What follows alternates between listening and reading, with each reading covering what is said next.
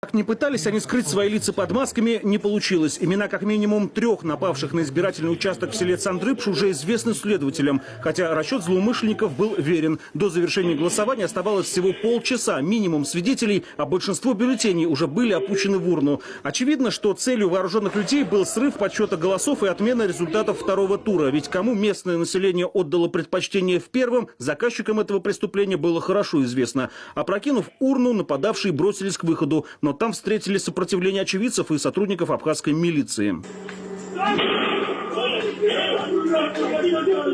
Не прошло и получаса, как вооруженная банда появилась на другом избирательном участке. Там тоже попытались сорвать процесс голосования, при этом избив женщину, члена избирательной комиссии. Нас не убивайте, пожалуйста,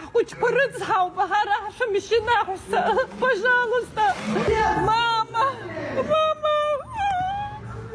Расследованием нападений на избирательные участки сейчас занимается Следственный комитет России, ведь большинство потерпевших имеют российское гражданство. Потому никому из преступников избежать наказания не удастся. Те, кто думал, что отделается мелким хулиганством, ошибался. Уголовное дело заведено по статье «Терроризм». Согласно положениям Уголовного кодекса Российской Федерации, иностранные граждане, совершившие преступления вне пределов Российской Федерации, подлежат уголовной ответственности по нормам российского законодательства в случае, если преступление направлено против гражданина Российской Федерации. В момент задержания на блокпосту Мюссера члены банды попытались дать бой силовикам, но прорваться в горы получилось не у всех. Часть нападавших задержали. Одним из них оказался некий Нурик Смыр. Он получил ранение и был доставлен в больницу. Под присмотром медиков дал первые показания на своих подельников. Палата с подозреваемым охраняется милицией. Кстати, среди первых посетителей пациента из спецбокса оказался проигравший выборы кандидат в президенты.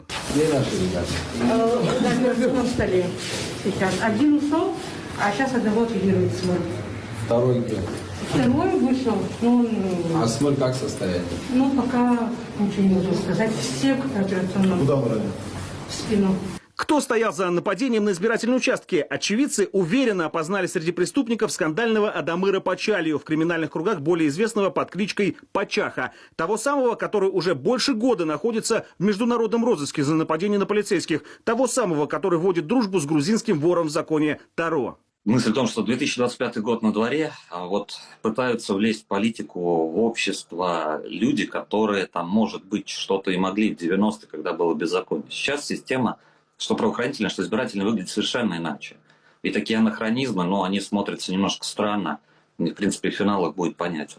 Силовики уверены, что для Пачахи атака на избирательные участки в Гагарском районе – это была и попытка повлиять на окончательные итоги выборов, и попытка запугать местное население, которое и в первом туре выборов, по мнению авторитета, голосовало неправильно. Причем за неделю до этого один инцидент уже был. На 20 авто криминалитет приехал договариваться со старейшинами местных сел. Не получилось. Вероятно, после этого и было спланировано нападение в день голосования. Участники того инцидента тоже установлены Следственным комитетом. Расследование тоже ведется. В населенных пунктах поселка Цандрипш Гагарского района группа лиц из нескольких десятков человек, прибывших ориентировочно на 20 машинах, оказывала давление на глав местных сельских поселений с целью склонить местное армянское население к отказу от участия в выборах. За время президентской кампании Пачаха вообще успел заработать себе ряд статей Уголовного кодекса. 2 недели назад он со 150 своими соратниками попытался ворваться в дом национального героя, участника СВО и кавалера Абхазского ордена мужества Ахры Авицбе. Цель была все та же – запугать командира легендарной интернациональной бригады «Пятнашка», защищающей жителей Донбасса, который выступил с поддержкой победителя первого тура выборов Бадры Гумбы. Затем сторонники оппозиционного кандидата начали угрожать тем, кто, по их мнению, неправильно голосовал. При этом у потерпевших российские паспорта, поэтому в СК и по факту запугивания заведено сразу несколько уголовных дел. Ввиду того, что на территории Абхазии проживает немалое количество граждан Российской Федерации, большая часть тех преступников, которые либо выступали, либо напрямую, в общем-то, угрожали, в общем-то, гражданам Российской Федерации, все эти преступники будут наказаны. Это основная идея, которая сегодня, в общем-то, и есть, и со стороны, в общем-то, действующего руководства Абхазии. И здесь, в общем-то, сомневаться в том, что те преступники, которые совершали, в общем-то, буквально антигосударственные и антиконституционные попытки переворота, все они будут наказаны. Пока в интересах следствия подробности совместной работы российских и абхазских правоохранительных органов не разглашаются. Известно лишь, что значительная часть нападавших на избирательные участки в Гагарском районе установлена. Их задержание лишь вопрос времени.